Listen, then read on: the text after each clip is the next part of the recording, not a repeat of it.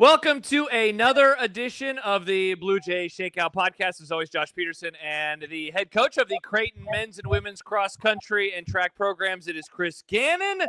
Coach, good to talk to you again. I had a fun time 2 weeks ago, and it's good to chat on things that have happened because you had your first race of the season. How are you? Josh, we're glad fall weather is potentially back by the end of the week. That's what we're happy about that. How about that?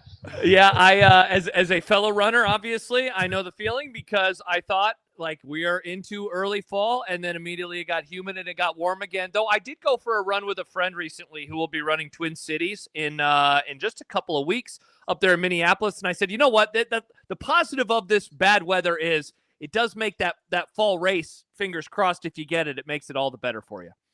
Yeah, it does. It does. Twin Cities, amazing race. I ran that. I can't remember when. I ran that back maybe like 09, I think, somewhere around there. So how'd it go for you? Not well. We'll just move on as quickly as possible. Let's just blow right through that.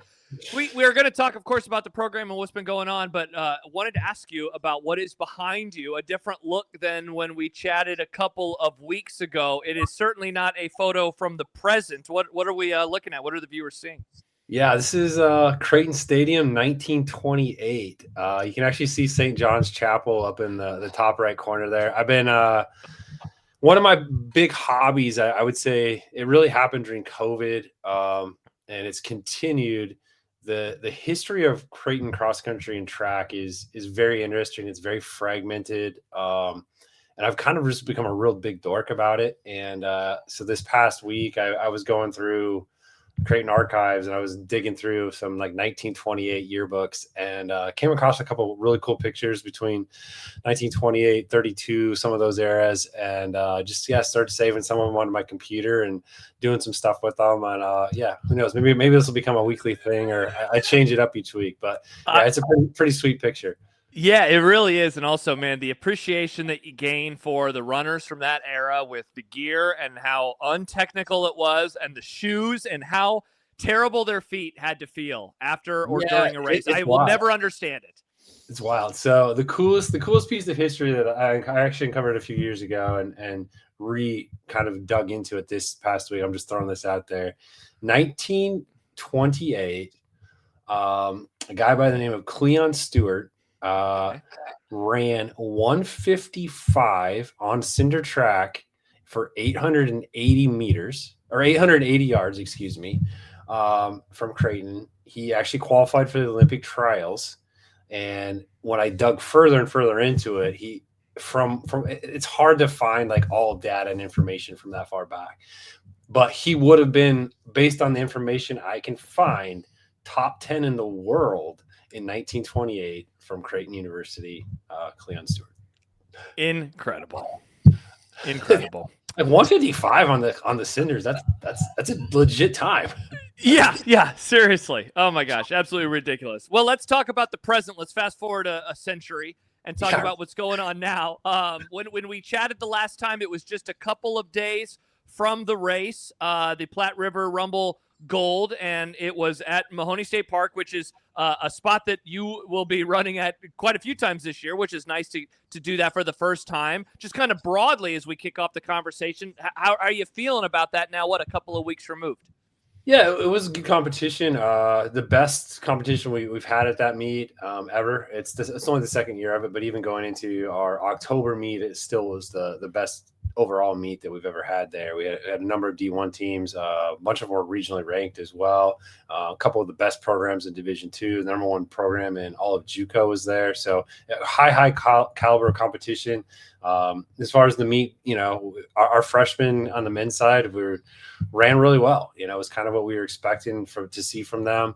There's still some things we have to improve on there. And on the ladies' side, those top group of girls, a couple freshmen, a couple seniors, and Tay ran really well too. So a little bit as to be expected, I feel like, as far as what we saw from the results, and kind of setting us up for those things that we need to improve on over the next few weeks. But in a good place to build for where we want to be, when it matters in October. You mentioned Tay. I wanted to ask you about Taylor Rorick because she finished 9th overall, time of 17:44, 23 seconds faster than she ran in the same competition a year ago. It was her second top 10 finish She is a junior. Like, what did you see from her, and like, what does that mean for her at this spot in her career? Yeah, the biggest thing, Tay was actually in the office yesterday. I love that part about where our office is, and our athletes just stop by all the time. We'll talk race strat, we'll talk just training concepts, all those things. We talk about med school, whatever these kids got going on. But yeah, Tay was in the office yesterday, and we just kind of talked about it. The biggest thing right now is she's been healthy, and we've struggled through some injuries over the last few years, and some of that's her. She's a very determined runner. A lot of us are, right? And she kind of pushes the envelope maybe a little too often, and doesn't always take the recovery or the off day that she needs. And she's becoming smarter and more mature with that. And so the biggest thing that she's got going for her right now is just that she's healthy. And as she's healthy, she's been able to put together these good, successful, long training blocks. And as a runner, if you can stack training, things are going to start to trend the right way. And that's been the big thing for her. She's been able to have continuous training blocks now, like all the way back into last spring. And so her fitness is continuing to grow. Her confidence is continuing to grow. I'm really excited for where she's at. She ran 10K on the track last spring, and, those 5K time already this past week, where we're ahead of where we were a year ago. And so that's the development that you're hoping to see from someone as they, get fitter, get stronger, and just get wiser with what they're doing. And we have that same hope for all of our athletes, but Tay was definitely a highlight for that, this last week. Awesome. You mentioned race strategy and how your athletes will stop by and talk about that with you. That was something that you discussed in a recent media availability as well, with I believe it was the men, right? How they were running with the pack. What was the hope, and do you think it was executed like you were hoping it would be? It wasn't executed quite the way we wanted it to be. We wanted them to be a little bit tighter through at least 3K, potentially 4K. That was the goal. Was actually they're going to be really tight through 4K. That race went out really, really quick. I think I talked about that on our regular press conference a week ago. Being only 6K, it went out super quick, and then we had probably the guy who's the favorite to win the JUCO national championship leading the way. So they went through super fast, which just strung things out quicker than we wanted to. We were still in touch with one another. It just wasn't quite the pack we'd envisioned. And so part of that's going to be just them learning. Part of that's going to be, kind of just fully buying into this, idea of like, it's going to hurt a little bit. Cross country hurts, man. Running fast hurts. We PRs hurt. And just kind of accepting the fact that we are going to be in the place of hurt at some point over these how many ever minutes, and might as well just be ready for that. Because it's a lot better to run with a buddy and a teammate than it is to be hanging out in the back by yourself. So, I think part of that too is just there was a lot of freshmen in that front group, and them just having the learning experience of it. We'll be better this coming week, when we head to Woody Greeno. So it's going to be a few of those bumps along the way this year, I think, as with such a young group on both sides. But, that's part of the process, get those races under our belt for when we really care about trying to run well in October and November. I wanted to ask you about the freshmen and what you saw from them and what you were hoping to get from them. Because like you go into an event like this and you have some ideas, I'm guessing, right, on how things will go and how they'll respond. But it's the heat of the moment, heat of the battle. What did you see from those first year runners? Yeah, obviously, Owen on the men's side, I think he was our one. Like that's a big backpack to pick up as a freshman. And we've seen that from him in practice, though. He's continually, excelled in workouts. He runs very smart. He runs very mature. At the same time, you look at on paper, he's the fastest freshman we've ever signed. So, he went 9 flat to win the Iowa State championship last year. And he's a stud for sure. On the men's side, Andrew Sauer ran really, really well. And he's technically a sophomore in school. He's a freshman eligibility wise. He walked onto the team this past year, a local kid. He's had great workouts, great fitness right now. And then you go, a little bit further down the line and, Zach ran well. Zach, another Iowa kid, one are good friends. Zach's pretty quick as well. He went 9:06 at the Iowa State meet there as well. So, you go further back and there's just a group of young kids that ran well. And we had a couple of those upperclassmen returners, Fill in there. Lucas Bossinger's had a good year as a sophomore already, a good spring as a freshman last year. It's kind of built into this. And you flip the page to the women's side and Raina is the fastest freshman debut in program history. And literally Atlee was probably she's probably third fastest in debut in freshman history. So those freshmen ran well on the women's side. We had a couple of those, Tay, we already mentioned, Carly ran well, Annika's in that group. Sophia Redler, she kind of was a gamer. We've kind of seen that from her, looking at her race results as a freshman, but back into high school, she's somebody who always competes really well.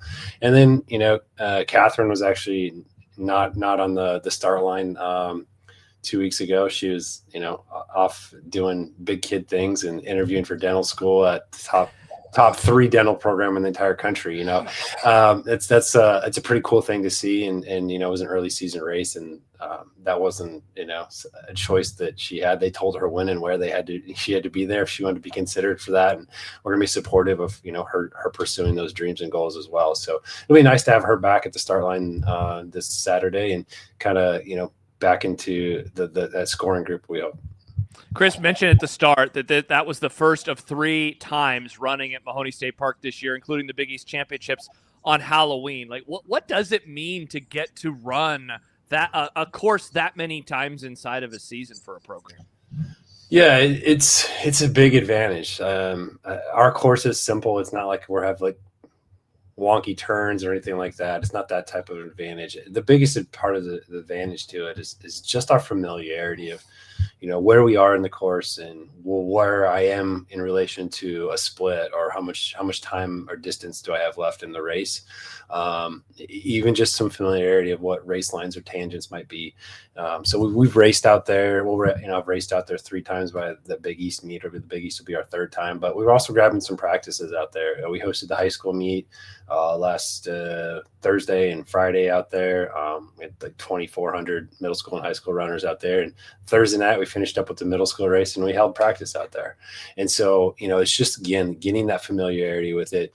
That Thursday practice last week, we did a little bit of a race sim, and the goal there was to kind of push their limits for them to think about, I'm going to be back here in 7 weeks. And at some point I'm going to be questioning my sanity as I come down this specific straightaway that's leading into the final K of the race. And, do I have the mental fortitude and the guts and the confidence to believe in what I'm capable of? And that was the whole point of that workout. And we handled it really well. And I'm excited about that. And we kind of talked about like what it's going to mean to defend our home turf, if you will. And it's going to be exciting. I'm looking forward to it. We have some big things coming as far as, just continued improvements to the course out there as well. It's going to be a phenomenal venue. So yeah, next time we'll come on the 17th of October. So just over a month or just under a month rather. And then the Big East Championships a couple weeks later. As we get ready to wind down, Chris, I wanted to ask you kind of a strategy question, because I've been a marathoner now for the last 7 years. And so my calendar is always,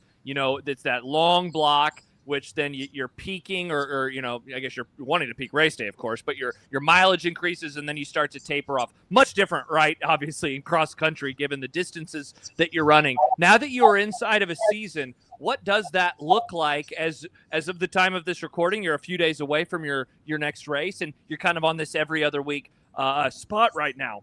What does that look like for you, and how has that evolved over the years? Yeah, we're in the middle of a big training block right now. Lots of people this week have commented about tired legs, and that's just kind of where we're at. Very, very not in some realities, we're talking about different distances and different paces, but in a lot of realities, it's not a whole lot different than marathon training. Our goal is to run fast on October 31st and November 13th or whatever that Friday is, 2 weeks later. And so we're setting up for that. We can't plan to run fast every other week. And so what are those races that we're wanting to perform well at? And in between there, how can we manage races, get that experience that we need to gain that confidence, work on some of those things like pack running or race strategy or closing out, but still maintaining our training block. So we had a huge training block last week. We came down just a touch this week, and we'll have another really big training block next week before we come down a little bit heading into South Dakota. We'll start to pull off a little bit after that South Dakota State meet as athletes kind of really look toward securing a Big East roster spot at that home meet on October 17th. And then, for Big East. So very similar to that marathon, training in some ways that we can only peak so many times. We can only run fast so many times. That's just the reality of the physiology of it. So we're in the midst of it right now.